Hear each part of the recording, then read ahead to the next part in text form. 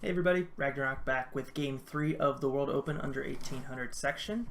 This was another one of my wins. I went on a streak of about five, I think, straight wins at this point, except for the fact that I had a bye in my next round. So besides that, went really well. I was playing as white. My opponent was about 1766, and I played e4, and he played d5, the Scandinavian. This is not really an opening that you see a lot at the top level, but you know, anything's fair game in 1800. You'll see a lot of variations of things, but best option usually is to take this pawn. Really, it's just a matter of if he takes back with queen. I mean, you can start to chase the queen around, but most players will respond like he did with knight to f6, just developing a piece and taking back the pawn with a nice centralized knight. Usually more preferable than having your queen out in the center, although that is a playable line, the classical variation. Generally, I'll follow up with d4. D4 is a nice way to control the center, so that way if he starts to take the pieces back, I can get c4, d4, still a nice center pawn structure despite my e-pawn being gone. So most people will take back with the knight, and this is where I usually like to play c4.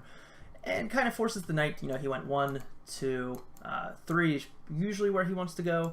He's going to have both of his knights on these squares here, attacking all four of these squares in the center. But in this variation, he went to knight to b4. And I think it's a mistake, but it is absolutely a playable line. The engine calls this the Kiel variation, although I think that the Kiel variation is when you bring the knight back here. I'm not really 100% sure. I've seen it a couple of times, so I knew to be a little bit weary of it. At first glance, you may think that I could bring my queen out here with check, and if he blocks, you have this nice pin here. Because he's blocked here, you may lose the rook because the knight is coming in here eventually, but if you take back, so let's just say he blocks, if you take and you take, I mean, you've got this knight hanging. So that's the big issue for black that he could fall into. And obviously if you are checked here, you don't really want to bring the knight back because you fall into the same thing with no counterplay on c2. So instead, if he did come here, and that's what I did in the game, but if I pushed, that'd be a bit of a mistake because he would play b5. That eliminates the pin, and really the queen kind of has to go back here because if the queen takes here, you're going to lose a piece with check, and then I think best would be just to block this pin, because otherwise potentially could lose the rook. So it's, yes, you don't get the rook right away, but you do have some discover attacks. And if I take this knight, as I mentioned, a very tricky opening, very simply his knight just comes here and he wins the queen. So because of these two squares for his knights, as well as potential fork ideas, it's very tricky. So I spent a good while thinking on this move here. I actually wasn't sure if I wanted to go queen a4 or just push a3 right away. Both are good options, but both are playable. I don't think there's any mistake with either one, but I decided to go with the queen check, and he comes out with the knight.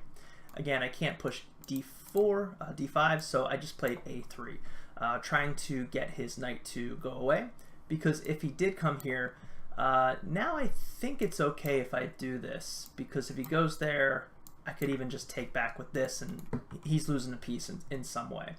So after he played b5, I thought about this for a while too. These couple moves are pretty critical.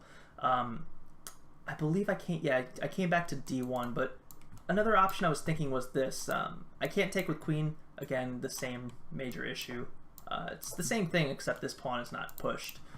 So he kind of has to deal with something like that. I can't take for the same reason as the fork there. So instead, I don't want to take there. I just come back to queen d1. Just protect this pawn, because if he takes with knight, you know, I take his knight and I'm just fine here. And if he takes with queen, I'll take queen back. Actually, maybe I wouldn't take with queen. Maybe I would just take the knight at this point, because my queen is the only defender of c2. So if I took, I think it would at least be an exchange at this point. Yeah, I think this is fine for him, and he can bring his bishop out to defend, getting the knight out. So he would be up in exchange there, unless I can get this knight, which doesn't look likely because he can even just come right there. So didn't want to go that route, so instead I brought my queen back, and I guess this will be a blunder. but really, like, where's his knight going to go? If his knight comes back here, I win a piece anyway, attacking, forking both knights. So I guess he just gives it up to get my queen out of position, and he takes the central pawn. And if I back up real quick one more time, the reason I also didn't like this pawn taking, which the engine recommends doing it, is because I think, what was I thinking he would do? I didn't like the idea of, say, these pawns here. Having 3 isolated tripled up pawns wasn't appealing to me, despite being up a piece and having a potential, you know, discover check here. You know, he probably would just block with his bishop, but it didn't look good to me. So I preferred to try to keep my pawn structure if possible. So a3, b5, queen d1, he checks, c2, knight takes on d4. And here's where I kind of made things tougher for myself. I think the engine gives me like a +4 right now because I am up a full knight. And he only has 1 pawn in exchange for that. But I came here. I think coming back to d1 is probably better. But the reason this is a problem is because once this pawn goes away, if his bishop can ever get here, he has a skewer. And if the bishop comes here and I take, he has the fork again, attacking the queen and the king. So it's something I really had to watch out for. So he tries to open this up because taking with queen is not possible because he'll have that fork. So my queen can't move. So pawn takes, which is why I'm happy I played a3. A3 is more of a forcing move, forcing his knight to eventually was given up. So he comes up with e5, threatening to take here. Some options, I could play c5 to block it. He doesn't have any pawns to on either the d or f, d or b file to attack my my pawn if I do that. But I think let's see. Oh, I went queen d3. So the reason for this is because now if he takes and I take, check is no longer possible. So that's why I wanted to get rid of that. The problem is I created a weakness here on g2, but I kind of had to develop my pieces, because the only other option I have is knight coming into here to defend that square.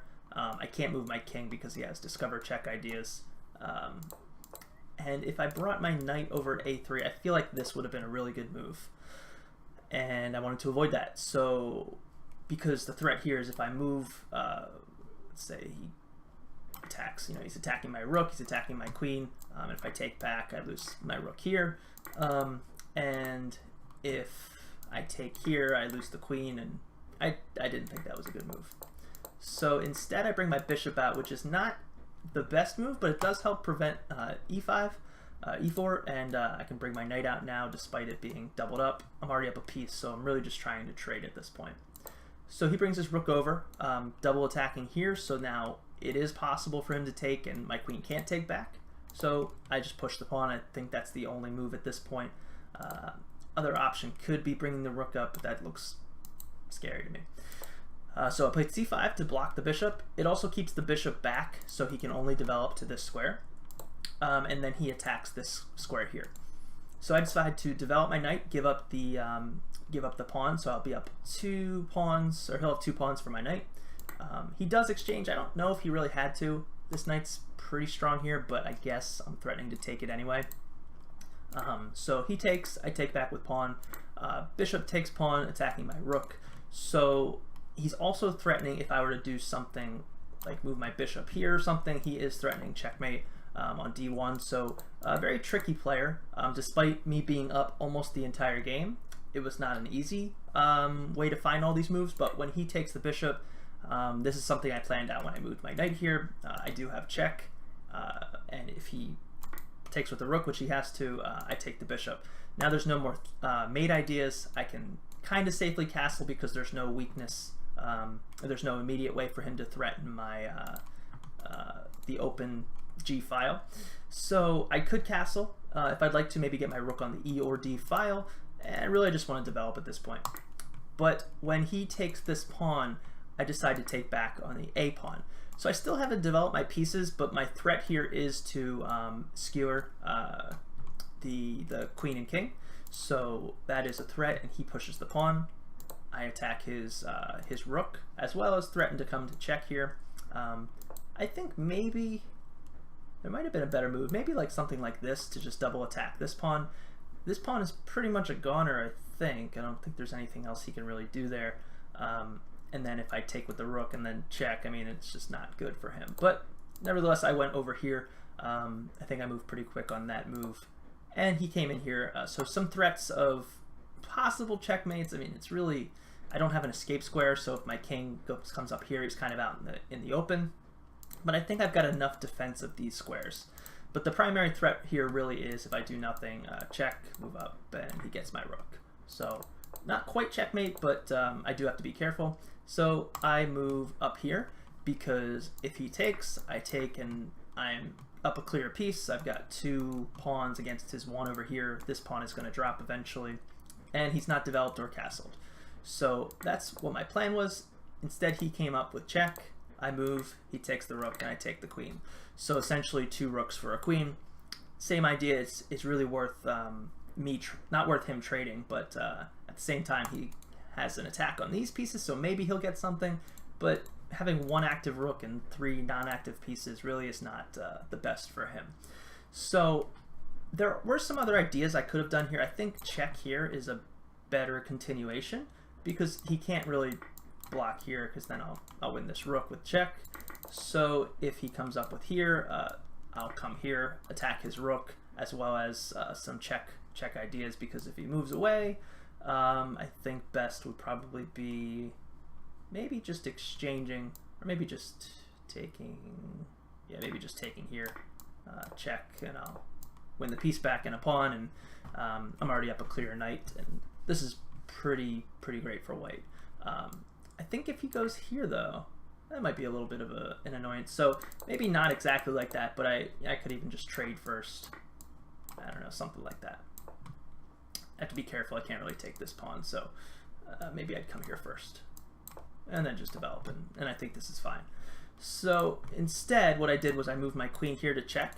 The problem with that is I have these 2 pieces hanging now, so once he moves out of the way I can't really take this right away because I'll lose one of these pieces. So instead I try to threaten checkmate.